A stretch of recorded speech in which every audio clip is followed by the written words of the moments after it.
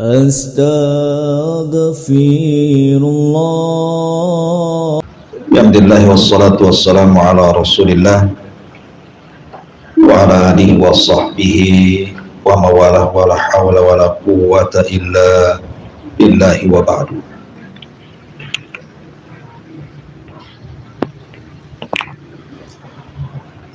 Baik, kita lanjutkan kajian kita, masih membahas kitab Bulughul Maram karya besar Al-Hafidh Ibnu Hajar Al-Asqalani rahimahullahu ta'ala, termasuk pada bab baru, bab salatil jama'ati wal imamati, bab hukum-hukum seputar salat jamaah dan juga seputar imam. Sini mu'allif rahimahullah ta'ala membawakan beberapa hadis tentang keutamaan salat jamaah, baik dalam bentuk targhib ataupun tarhib, artinya baik dalam bentuk penghabar gembiraan dengan pahala ataupun dalam bentuk ancaman. Hadis yang pertama, an Abdullah ibni Umar radhiyallahu anhu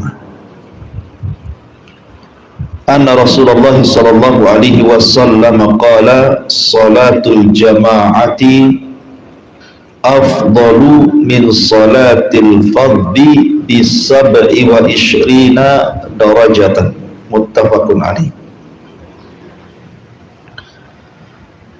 Dari Abdullah bin Umar radhiyallahu anhu, dan Abdullah bin Umar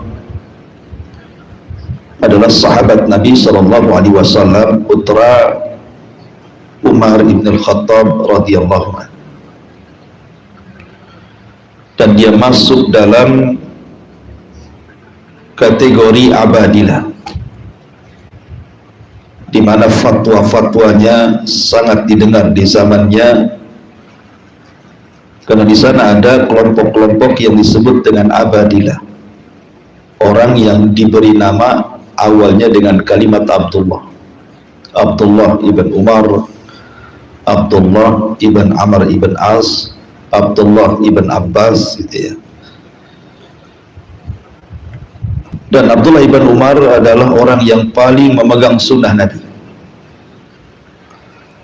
Bahkan saat terjadi kekacauan di kota Madinah pada kekuasaan Yazid bin Muawiyah,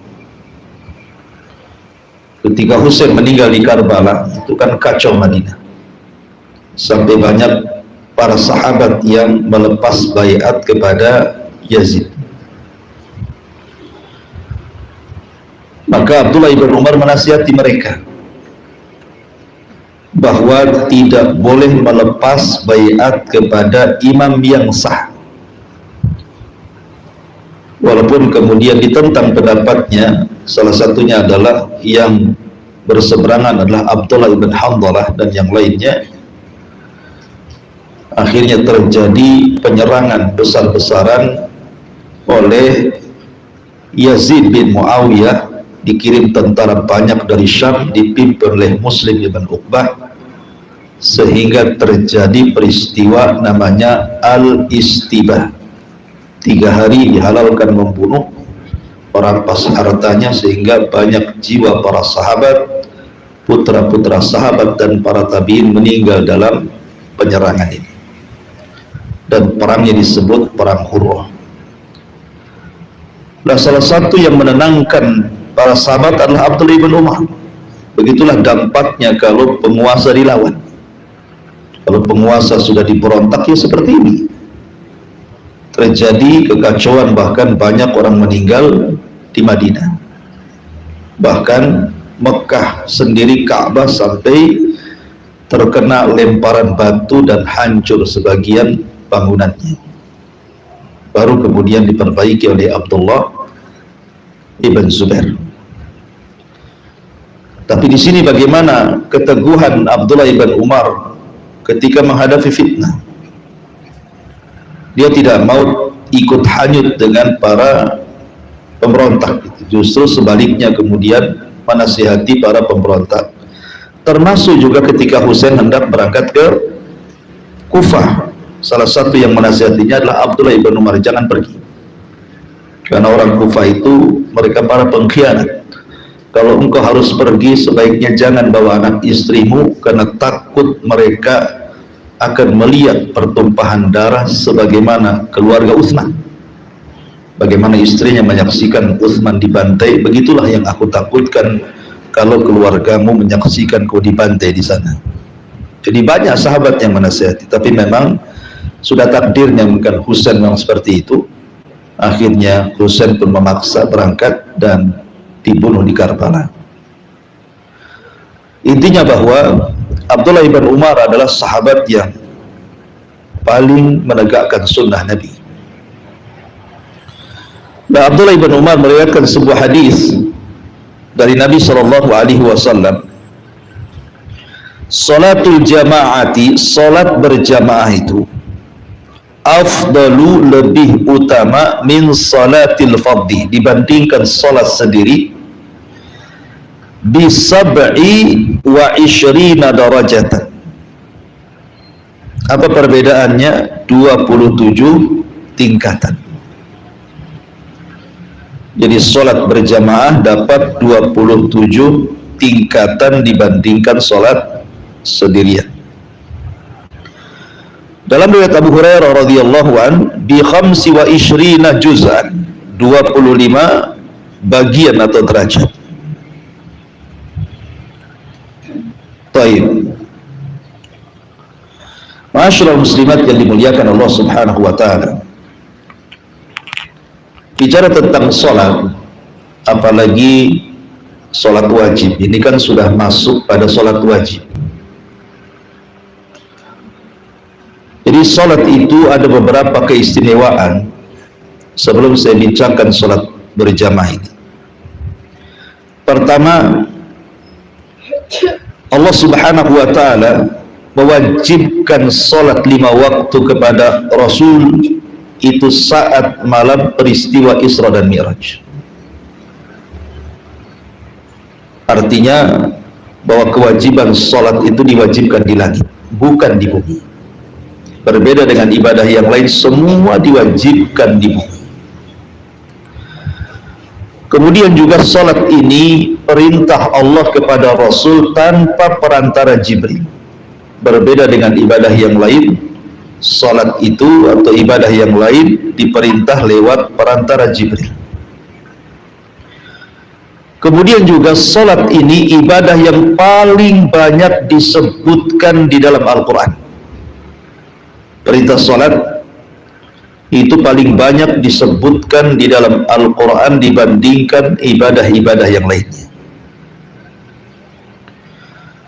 Kemudian juga salat adalah awal yang pertama kali diwajibkan Allah kepada hambanya dibandingkan ibadah-ibadah yang lainnya seperti zakat, puasa, haji. Maka sholat itu yang pertama diwajibkan. Kemudian juga wajibnya sholat itu umum, artinya mutlak. Bisa perempuan, bisa laki-laki, bisa merdeka, bisa budak, bisa kaya, bisa miskin, bisa safar, bisa mukim, bisa sakit, bisa sehat.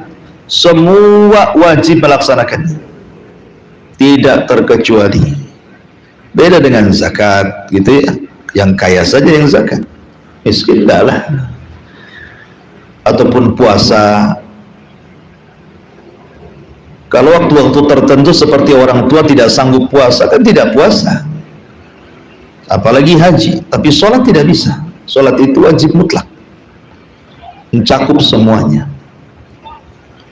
Kemudian juga dari sekian ibadah yang Allah Subhanahu wa ta'ala perintahkan, sholat inilah awal yang pertama kali dihisab. Bahkan yang menentukan amalan-amalan di luar sholat.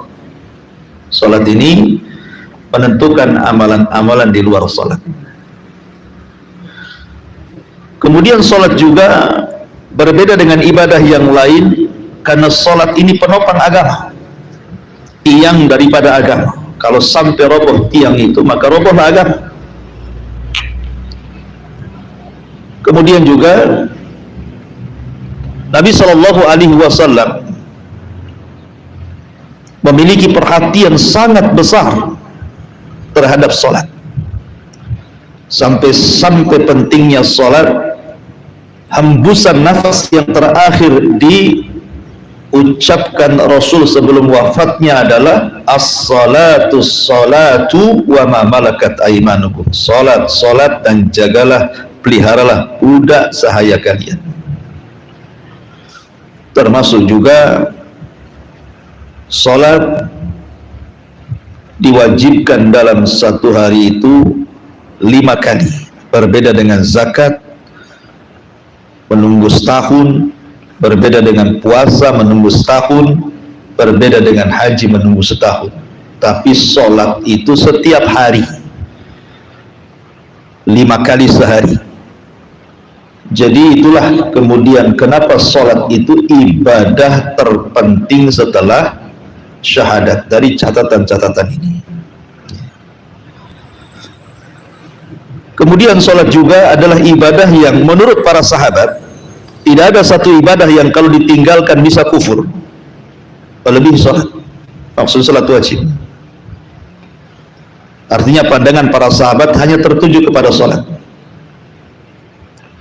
Dan sekali lagi Nabi SAW tidak menjadikan sebuah istirahat dalam kehidupannya kecuali menjadikan sholat untuk dijadikan istirahat. Sebagaimana perkataan Rasul kepada Bilal, haliya nastarihu bis sholah, wahai Bilal, mari kita istirahat dengan sholat. Dan sebesar-besarnya bentuk syukur nikmat adalah sholat. Lah, sholat yang sangat agung yang saya jelaskan ini, ada beberapa aturan yang disebutkan oleh Nabi Shallallahu Alaihi Wasallam. Salah satunya adalah bagi laki-laki itu dianjurkan untuk berjamaah, tapi bagi perempuan cukup di rumah. Bukan berarti tidak boleh ke masjid, boleh selama mengikuti aturan. Karena ada orang salah paham yang mengatakan bahwa ada ustadz melarang sholat wanita ke masjid. Siapa itu? Tidak ada yang melarang. Silahkan ke masjid selama ikut aturan, izin suami, tidak tabarruj, dan manfaatnya harus lebih besar di masjid dibandingkan di rumah. Baik, adapun keutamaan sholat dari sholat jamaah ini, ada beberapa hadis yang menopang hadis ini. Di antaranya adalah Nabi Shallallahu Alaihi Wasallam bersabda, sab'atun yudhilluhumullahu fi dhillihi yawma la dhilla illa dhilluh. Ada 7 golongan yang akan mendapatkan naungan di hari yang tidak ada naungan kecuali naungan Allah Subhanahu wa taala. Salah satunya Rasul mengatakan apa? Rajulun qalbuhu mu'allaqun bil masajid. Seorang laki-laki yang hatinya terikat dengan masjid. Artinya salah satu arti terikat dengan masjid adalah sholat jamaah, ya.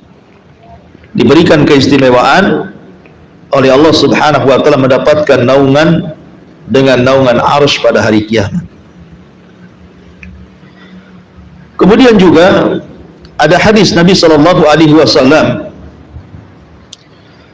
bahwa orang yang senantiasa menjaga jamaahnya, maka dijamin dia akan hidup baik dan mati pun di atas kebaikan. Dan itu berdasarkan hadis yang dikeluarkan Imam Tirmidzi dan disahihkan oleh Syekh Nasiruddin Al-Albani rahimahullahu taala. Jadi suatu ketika Nabi Shallallahu Alaihi Wasallam bermimpi. Dalam mimpinya Allah Subhanahu wa taala mengajak berdialog, berbincang dengan Nabi.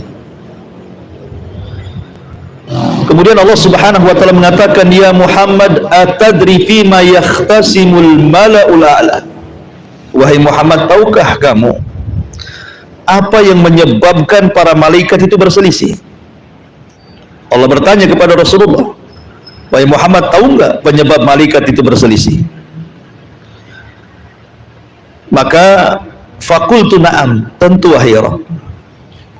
Kemudian Rasul mengatakan, al-kafaratu wad darajat.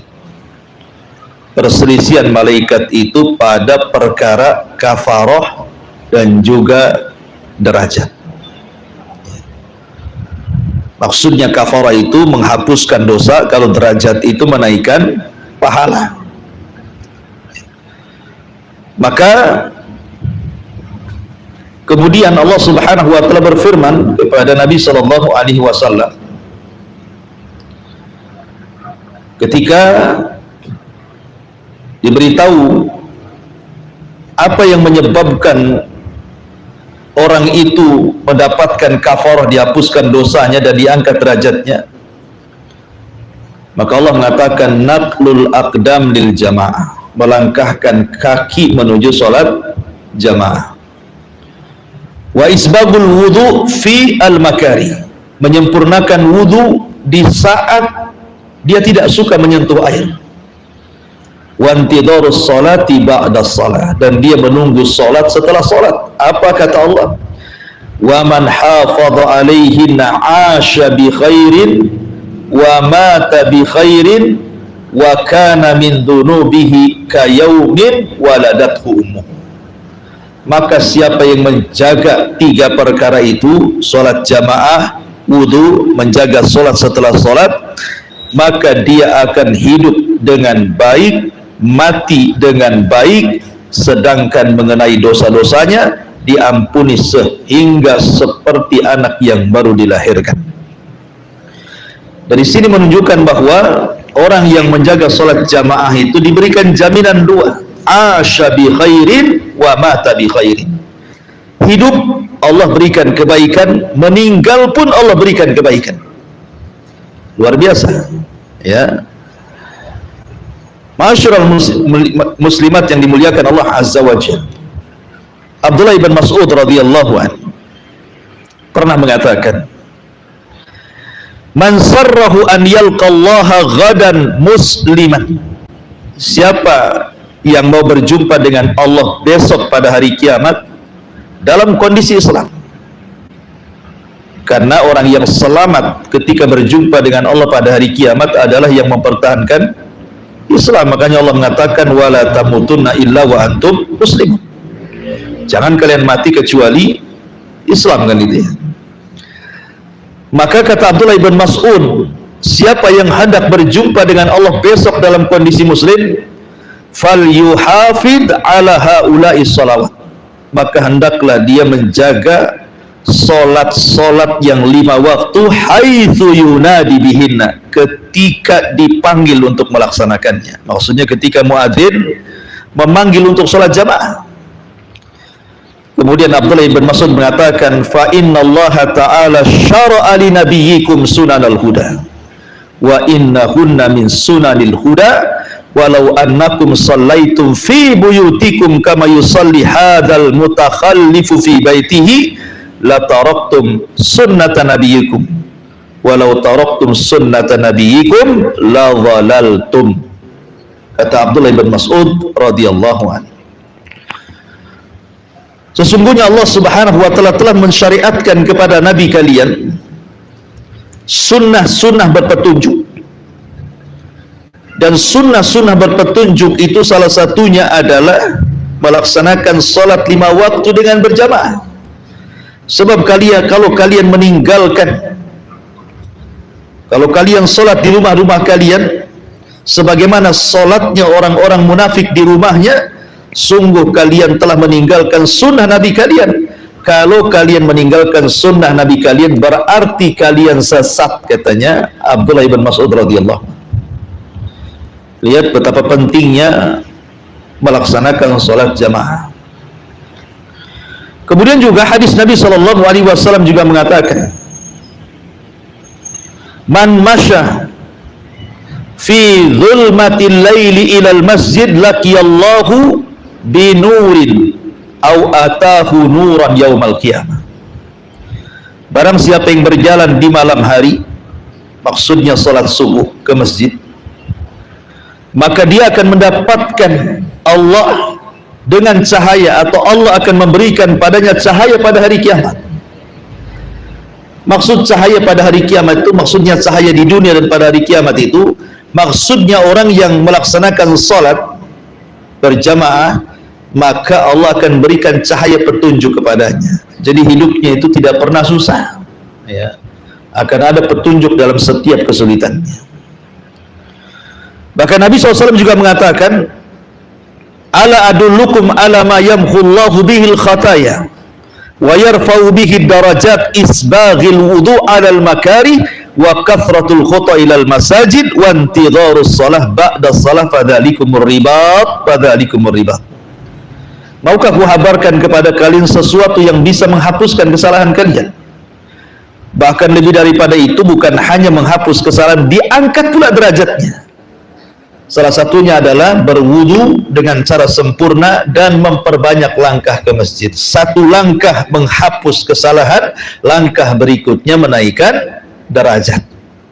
Coba bayangkan berapa langkah kalau dari rumah ke masjid dan jaraknya jauh gitu ya. Bahkan kalau seandainya seorang itu sholat berjamaah, terutama asar dan subuh, dia jaga tuh sholat jamaahnya itu, maka seolah-olah dia mendapatkan 2 catatan sholat setiap kali satu sholat. Artinya kalau dia berjamaah sholat asar, berarti seolah-olah dia 2 kali sholat asar. Kalau dia sholat subuh berjamaah, seolah-olah dia 2 kali sholat subuh. Dari mana pendalilannya? Dari hadis Nabi SAW, yata'aqabuna fikumul malaikatu malaikatul laili wa malaikatul nahar. Jadi Allah itu menugaskan para malaikat, ada malaikat malam, ada malaikat siang, ya.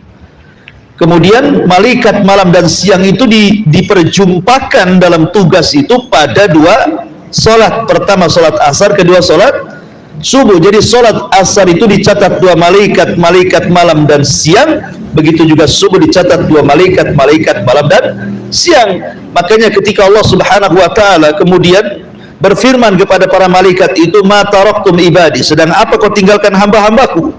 Maka malaikat-malaikat itu mengatakan, atainahum wa hum yusallun wa taraknahum wa hum yusallun. Kami datang mereka sedang sholat, kami tinggalkan mereka sedang sholat. Artinya kami datang, umpamanya malaikat malam datang, mereka sedang sholat asar.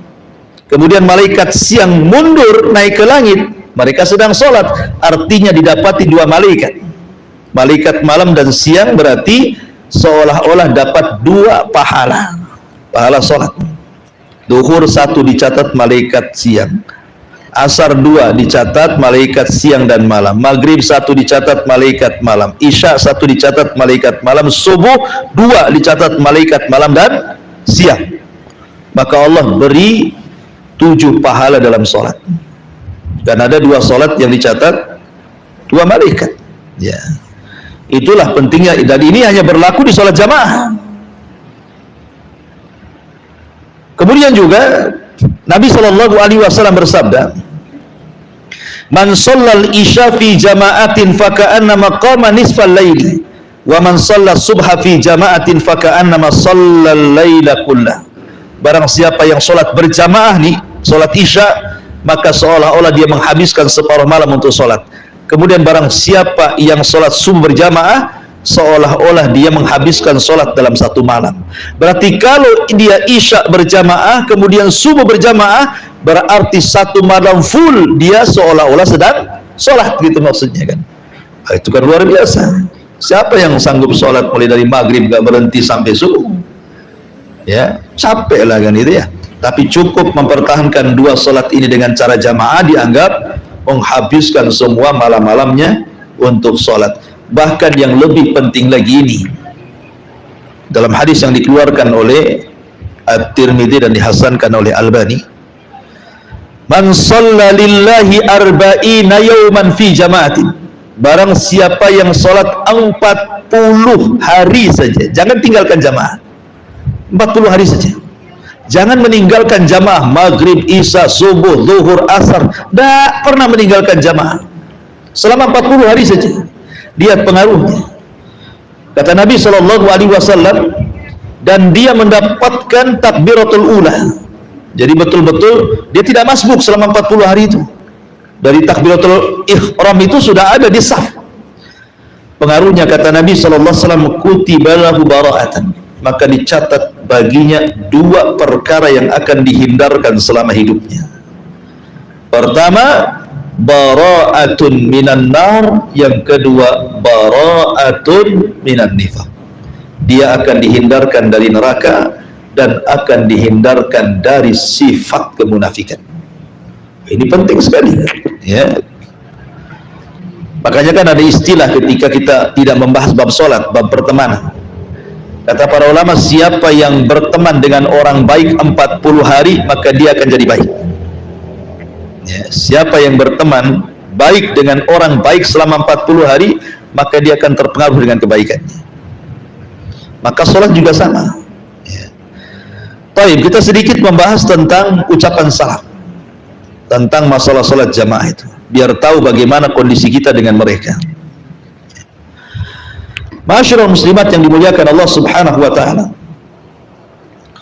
Berkata Sa'id ibn al-Musayyib. Sa'id ibn al-Musayyib ini adalah pemimpin para tabi'in, kibarut tabi'in. Beliau mengatakan, man hafadha ala salawatil khams fi jama'atin faqad mala'al barra wal bahra ibadah. Barang siapa yang menjaga salat 5 waktu dan berjamaah, maka hakikatnya dia telah memenuhi daratan dan lautan dengan ibadah. Seolah-olah dia telah memenuhi lautan dan daratan dengan ibadah. Kemudian juga ada seseorang salaf berkata kepada anaknya. Seorang salaf berkata kepada anaknya, ada yang mengatakan orang ini adalah orang yang ikut terlibat Badar. Ngomong sama anaknya begini omongannya, adraktas salata ma'ana ya bunai. Tadi kamu sholat jamaah bersama kami wahai anakku. Maka anaknya mengatakan, na'am, tentu hai ayahku. Kemudian ayahnya mengatakan, adrakta takbiratul ula. Apakah engkau mendapati takbiratul ula, maksud takbiratul ihram? Kamu sudah berada di saf? Anak ini mengatakan, la, tidak. Artinya dia masbuk, tapi masih dapat jamaah. Maka seorang sahabat ini mengatakan, lima fataka minha khairun min mi'ati naqah kulluha sudur uyun. Sungguh dengan ketinggalannya takbiratul ihram, maka telah hilang padamu kebaikan sebanyak 100 unta, semua matanya hitam. Artinya unta-unta mahal. Jadi bagi para sahabat itu, hanya ketinggalan takbiratul ihram itu seolah-olah seperti kehilangan 100 ekor unta, gitu maksudnya. Jadi kalau takbiratul ihram itu telat gitu ya, kayaknya hilang 100 unta itu di kandang.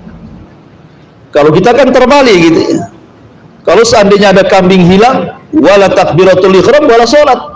Takbiratul ihram enggak, sholat enggak, nyari kambing dia. Ya. Ini ulama salaf nih, para sahabat, kalau dia luput takbiratul ihram seolah-olah 100 unta hilang. Ya itulah, begitulah para salaf kan. Masalah sholat jamaahnya luar biasa.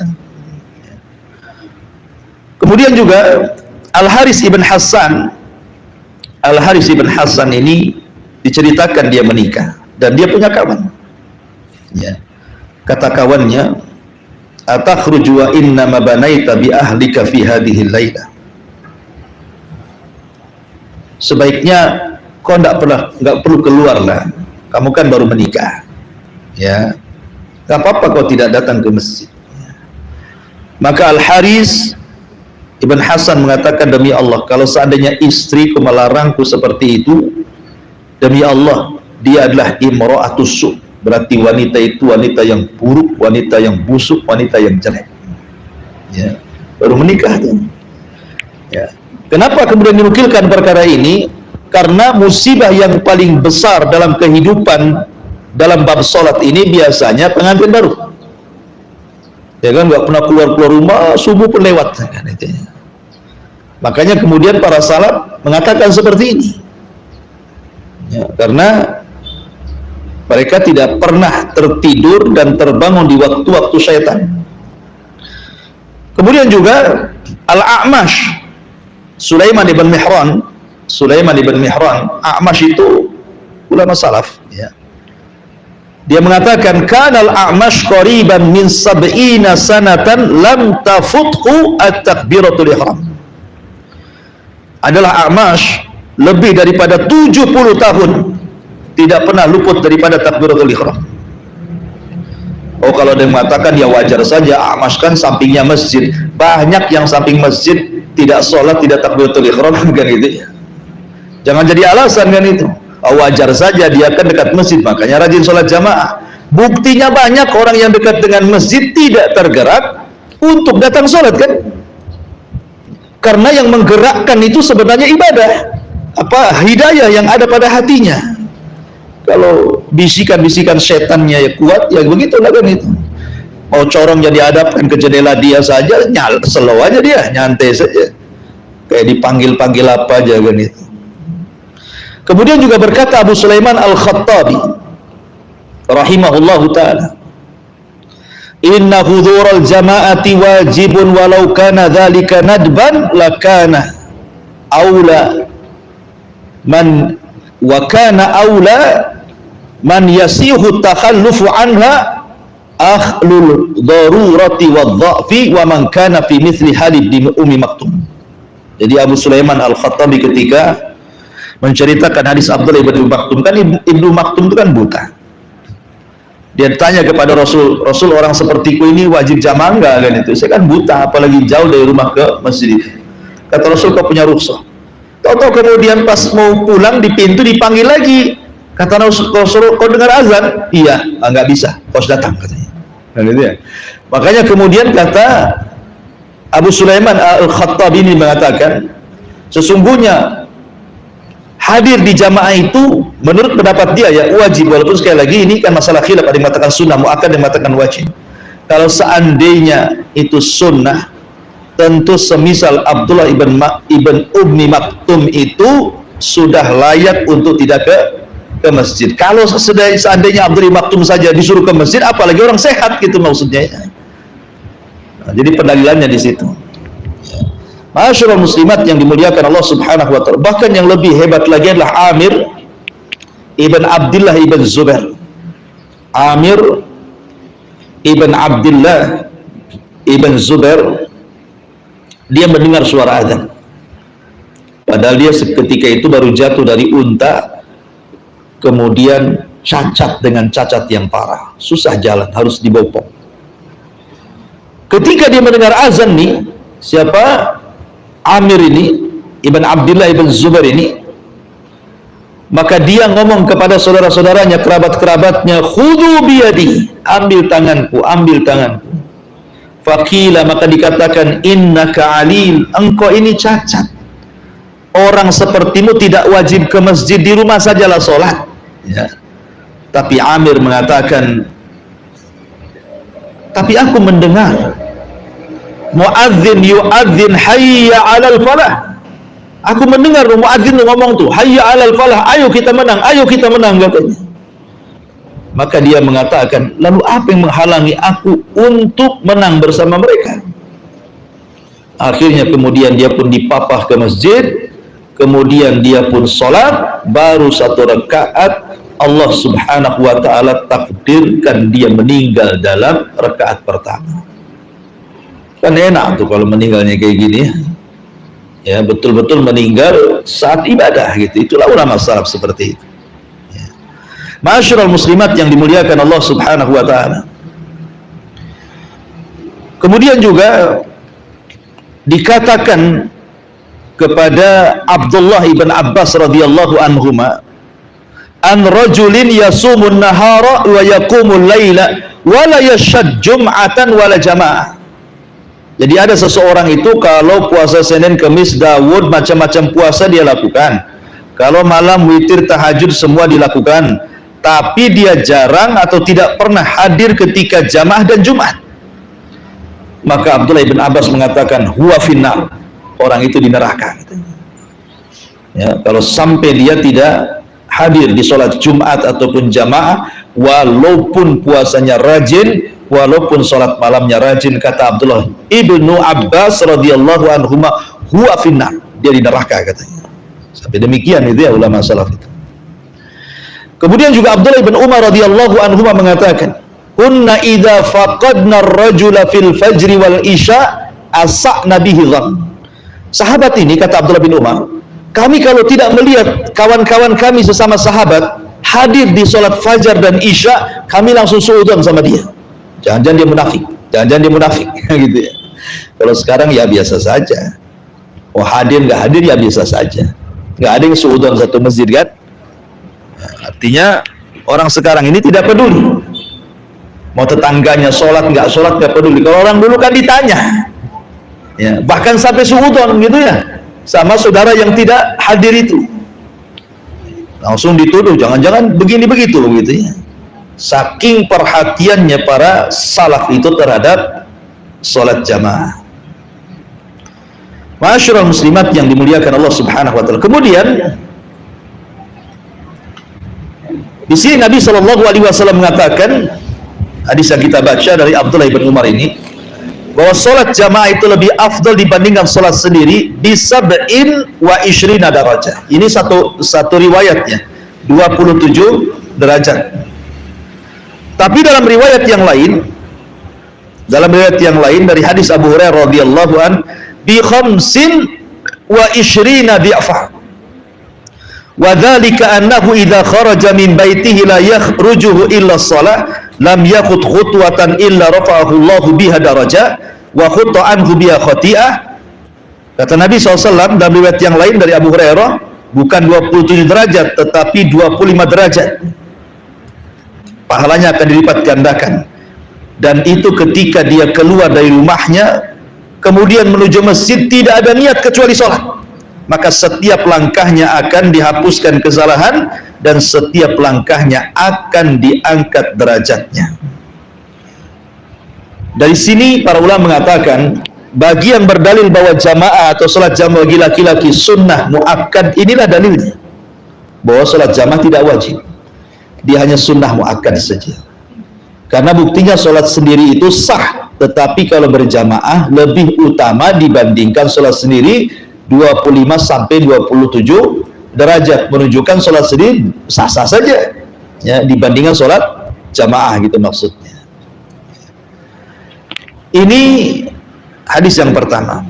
Kita masuk pada hadis yang kedua. An Abi Hurairah radhiyallahu an anna Rasulullah sallallahu alaihi wasallam qala, walladhi nafsi biyadi laqad hamamtu an amura bi khatabin fayuhtataba thumma amara bis salati fayu'adhdhanu laha thumma amura rajulan fayummun nasa thumma ukhalifu ila rijalin la yashhaduna as-salata fauharriqu alaihim buyutahum walladhi nafsi biyadi law ya'lamu ahaduhum annahu yajidu arqan saminan aw mirmataini hasanataini la syahidal isya. Di sini hadis kalau yang pertama targhib ya, tentang kabar gembira bahwa salat jamaah itu tingkatannya dibandingkan salat sendiri 27 atau 25 derajat lipatan pahalanya. Hadis ini bicara tentang tarhib namanya. Kalau tadi tarhib, ini tarhib. Tarhib itu menakut-nakuti. Ya, orang itu kan kayak ibu mendidik anak kan terkadang baik, ngasih hadiah, terkadang ngancam supaya anak itu stabil kan antara ancaman dan hadiah, ya kan? Supaya anak itu tidak manja dan tidak kebablasan, gitu maksudnya ya. Maka dalam sholat jamaah juga ada yang sifatnya targhib gitu ya, kabar gembira, ada juga sifatnya ancaman. Seperti di sini ada ancaman di sini. Nabi SAW mengatakan bahwa demi zat yang jiwaku berada di tangannya, sungguh aku berkeinginan untuk memerintahkan sahabat mengumpulkan kayu bakar. Kemudian aku perintahkan untuk sebagian sahabat sholat azan, kemudian ada beberapa sahabat aku perintahkan untuk menjadi imam, dan aku akan berangkat dengan orang-orang yang membawa kayu bakar, dan aku akan bakar rumah-rumah orang-orang yang meninggalkan sholat jamaah. Ma'asyiral muslimat yang dimuliakan Allah Subhanahu wa taala. Pertanyaannya, apakah Nabi SAW betul-betul membakar rumah-rumah orang-orang yang meninggalkan sholat jamaah? Tidak. Nah, Rasul hanya mengancam. Karena dua perkara. Pertama, karena tidak mungkin Rasul membakar rumah sementara di rumah itu ada perempuan dan ada anak-anak. Kan itu ya. Kan yang sholat ke masjid kan laki-laki saja. Adapun perempuan dan anak-anak kan di rumah. Masa Rasul membakar rumah yang ada perempuan dan anak-anaknya? Ya. Kemudian yang kedua, nanti orang-orang mengira Muhammad membunuh sahabatnya, menyerang sahabatnya. Seperti ketika kemudian kasusnya Abdullah ibn Ubay, seorang munafik, Umar mendaftarkan diri untuk membunuhnya, maka Rasul mengatakan, jangan Umar, nanti apa kata orang, masa Muhammad membunuh sahabatnya sendiri, kan itu ya. Karena kan di zaman itu tidak bisa dibedakan mana munafik mana sahabat ya. Kalau seandainya Nabi SAW main bakar-bakar saja, nanti apa kata orang Yahudi, lihat Muhammad memerangi umatnya sendiri gitu ya kan. Makanya dari dua perkara ini Rasul tidak jadi bakar, ya, tidak jadi membakar, tapi mengancam. Di sini ada ancaman dari Nabi SAW untuk membakar rumah-rumah orang yang tidak sholat jamaah, menunjukkan di sini ada tarhib, menakut-nakuti orang yang meninggalkan sholat jamaah. Dan hadis ini pula yang dijadikan dalil wajibnya sholat jamaah. Kalau hadis yang pertama, dalilnya ulama yang mengatakan sholat sunnah muakkadah ya jamaah itu. Ini yang dijadikan dalil sholat jamaah itu wajib. Karena apa? Buktinya Rasul ngancam mau bakar tuh. Ya kalau tidak wajib apa namanya? Masa ancam-ancam bakar? Dari sini bahwa sholat jamaah itu luar biasa. Apalagi zaman sekarang. Kalau zaman dulu mungkin susah Bu ya. Zaman dulu itu saya masih kecil-kecil saja itu cari masjid itu kadang satu desa itu jauh ya, satu desa satu masjid, tengah kota, di tengah pedesaan itu ya. Susah kalau dulu itu. Tapi sekarang ini masjid subhanallah ya, di dekat-dekatkan masjid itu. Kadang satu perumahan dua. Ya, bahkan di mana itu? Daerah Cikicuk itu di mana itu kan? Cuman pagar aja. Jadi ini perumahan, masjidnya pula di pinggir sini, yang di sini pinggir sini, yang beda kan ya pagar saja. Jadi kalau tinggal loncat itu mungkin dari masjid satu ke masjid berikutnya nggak ada 50 meter itu. Saking dekatnya itu masjid zaman sekarang. Cuman beda pagar.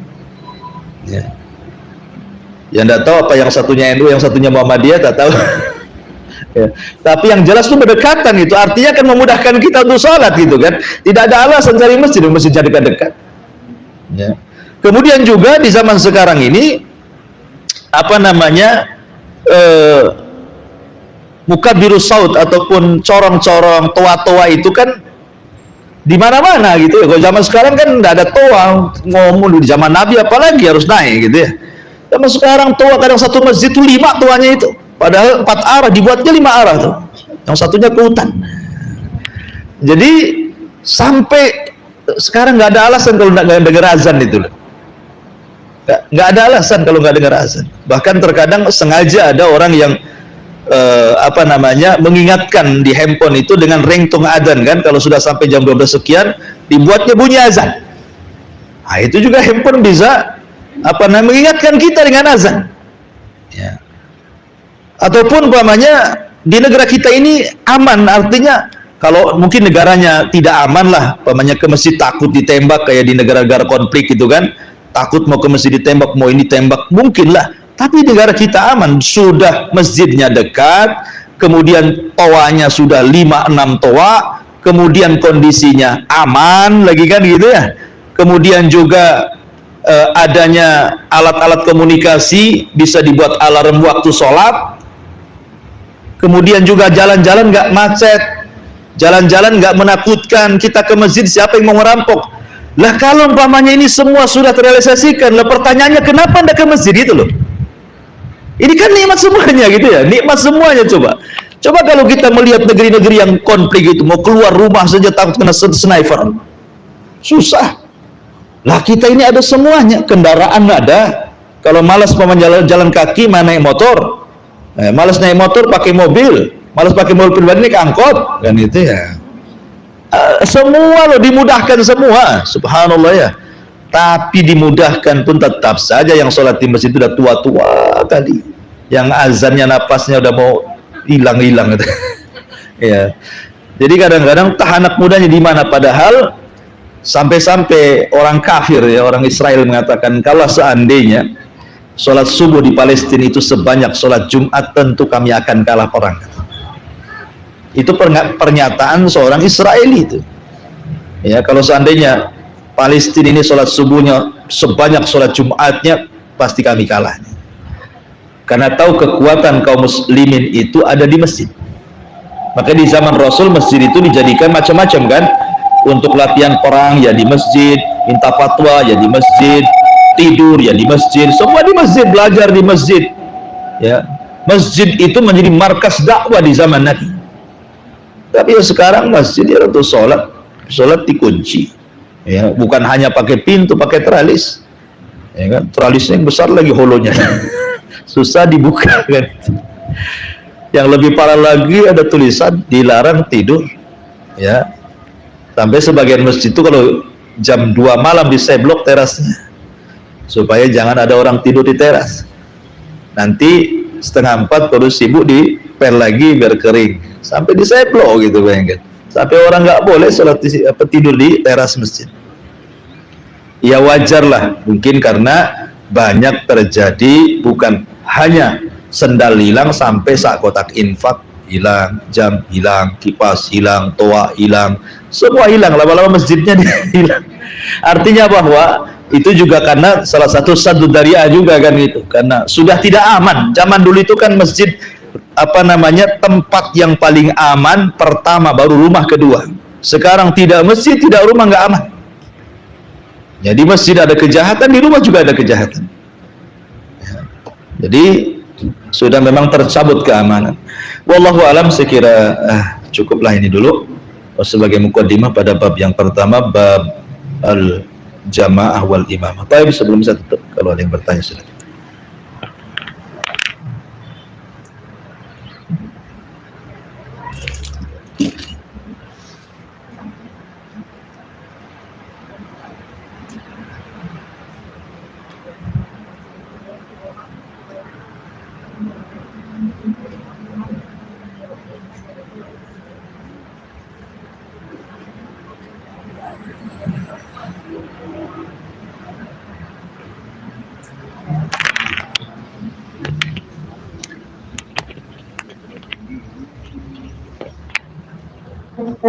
Ya.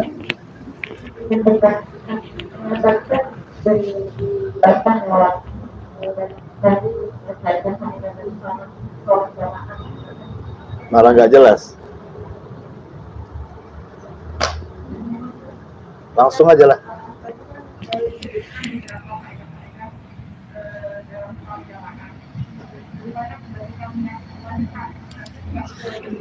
Iya. Iya, pertanyaannya, ini kan keutamaan semua bagi laki-laki, bagaimana pula perempuan? Ya. Maka Allah menjawab, sekalipun khitabnya ini untuk kalangan laki-laki, banyak kali ini pahalanya laki-laki, enak kali laki-laki.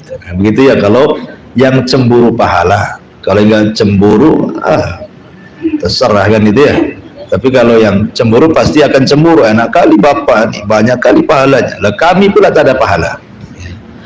Maka kata para ulama bahwa sholat perempuan di rumah lebih baik dibandingkan keluar, bahkan lebih sembunyi lebih baik, artinya di kamar lebih baik daripada ruang tamu, sampai seperti itu gitu.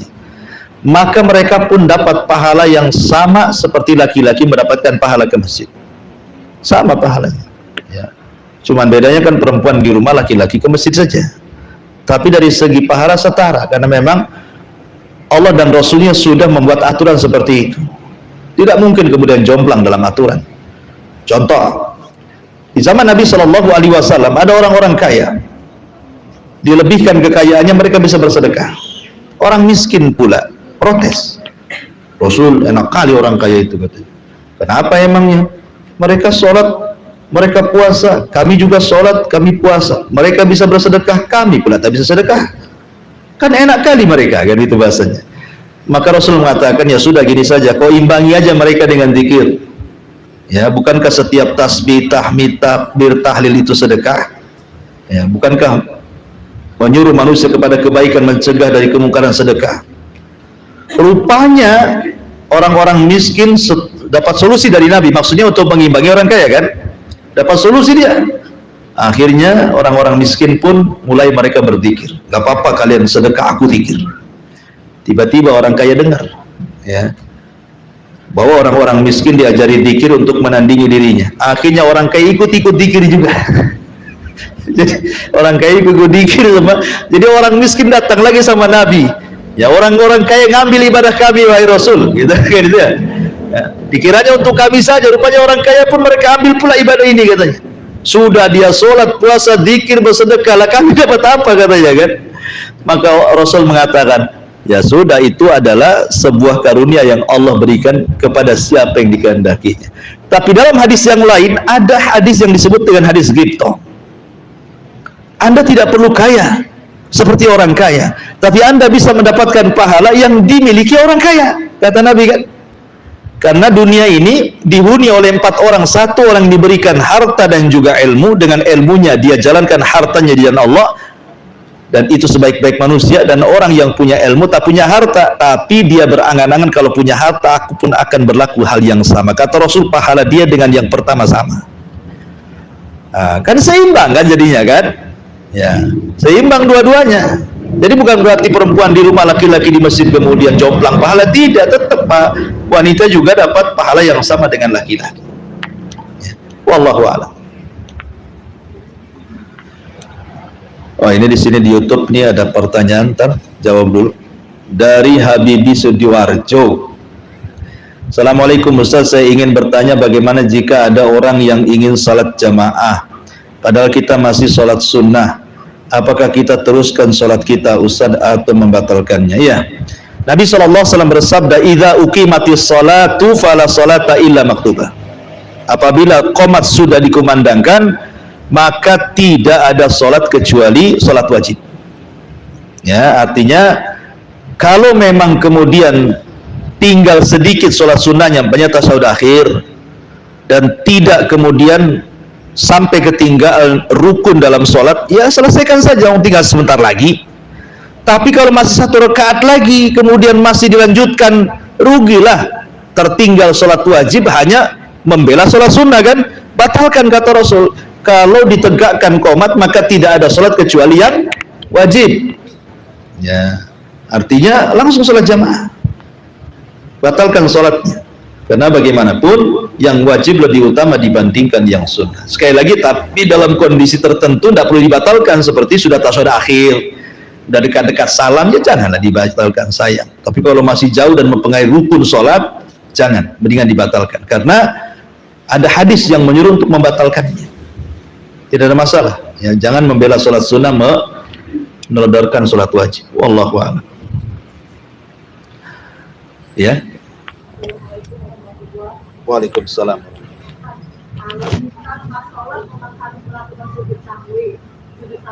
kalau salam kedua atau pas lagi sholat, pas lagi sujud sahwinya kita buang angin, itu gimana sholatnya? Buang angin ketika sujud sahwi. Iya. Bagaimana? Apakah batal atau tidak? Pertanyaannya, sujud sahwinya dilakukan sebelum salam atau setelah salam? Setelah salam. Baik. Kalau dilakukannya sebelum salam berarti bagian daripada sholat, batal sholatnya, kan belum salam. Kalau sujud sahwinya sebelum salam kan itu ya. Tapi kalau sujud sahwinya setelah salam, lihat sujud sahwinya meninggalkan karena meninggalkan rukun, meninggalkan wajib, atau meninggalkan sunnah. Kalau hanya meninggalkan sunnah saja, berarti sujud sahwinya ya sunnah saja ya. Kalau sampai meninggalkan rukun, berarti sujud sahwinya bagian daripada sholat kan gitu ya. Ya, berarti kalau sampai batal sujud sahwinya, wallahu alam, bisa membatalkan sholat mungkin. Tapi nanti saya akan coba cari lagi hukumnya ya. Ini kan baru dengar juga perkara masalah ini. Cuman kalau saya lihat bahwa sujud sahwinya karena apa? Karena sujud sahwi itu karena meninggalkan rukun, karena meninggalkan wajib, karena meninggalkan sunnah. Kalau meninggalkan sunnah itu kan sujud sahwinya boleh sujud, boleh tidak. Artinya bukan bagian daripada sholat kan gitu ya. Nah, bagaimana kalau meninggalkan rukun? Sudah jelas ya, namanya rukun berarti pengganti rukun. Nah, bagaimana kalau meninggalkan wajib ini? Karena wajib itu kan tidak wajib mendatangkan, dia cukup sujud sahwi saja. Berarti sujud sahwinya pengganti daripada apa yang digatakan. Apakah dia termasuk bagian daripada sholat kalau seandainya kentut batal sholatnya? Nah, ini wallahu alam, nanti kita cari hukumnya ya, insyaallah minggu depan kalau saya ingat. Wallahu a'lam. Ya.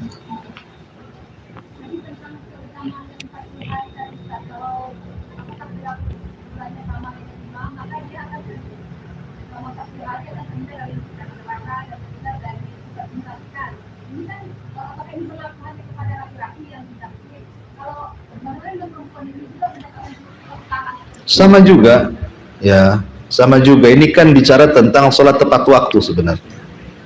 Karena Rasul pernah ditanya tentang seafdol-afdolnya ibadah kan. Rasul mengatakan salah satunya as-sholatu ala waktiha, sholat tepat waktu.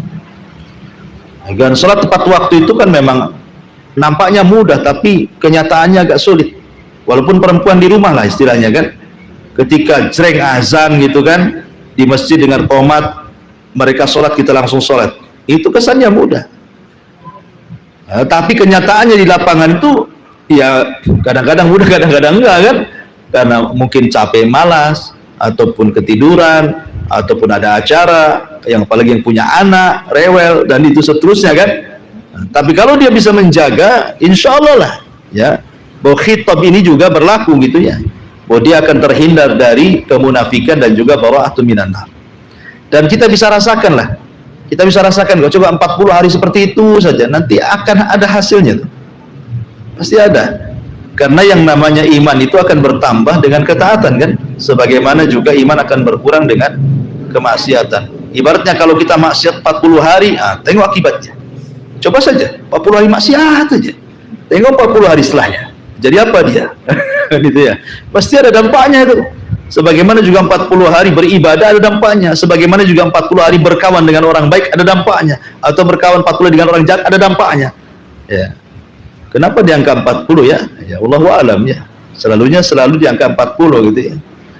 Ya mungkin ada rahasia di angka 40 itu ya, tapi jangan untuk pasang nomor ya, itu nggak akan dapat.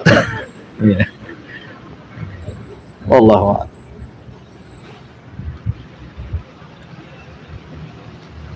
Iya, sebelum saya tutup, saya ucapkan jazakumullah khairan. Mungkin yang kemarin menerima WA tentang infak keramik, ya ada dari jamaah sini juga yang